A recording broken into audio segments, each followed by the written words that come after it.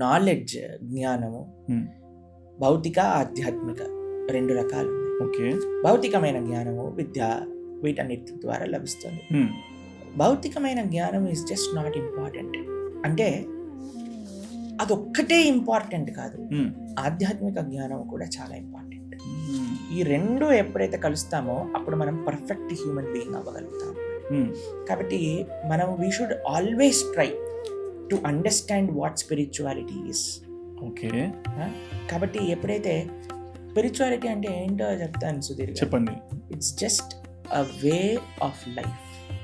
ఆధ్యాత్మికత అంటే మనిషి జీవించవలసిన సరి అయిన విధానము చెప్పేది. ఇది గుర్తుపెట్టుకోవాలి.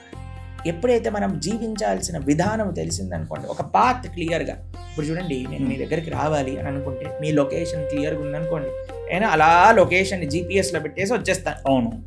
అంతేకాని ఆఫీస్ ఎక్కడ ఉందండి, మీ ఆఫీస్ అంటే పెద్ద బిల్డింగ్ ముందు ఉందండి, పెద్ద బిల్డింగ్ ఎక్కడ ఉందండి, దాని ముందుంటే క్లారిటీ లేదనుకోండి, ఏం చెయ్యాలో ఎక్కడికి వెళ్ళాలో ఇప్పుడు ఎట్లా మనం ముందుకు వెళ్ళగలుగుతాం? కాబట్టి ఈరోజు అన్నీ ఉన్నాయి, క్లారిటీ లేదు. ఇంతకు ముందు ఏమీ ఉండేది కాదు, క్లారిటీ ఉండేది. ఏంటి గోల్ ఆఫ్ హ్యూమన్ లైఫ్ ఏంటి?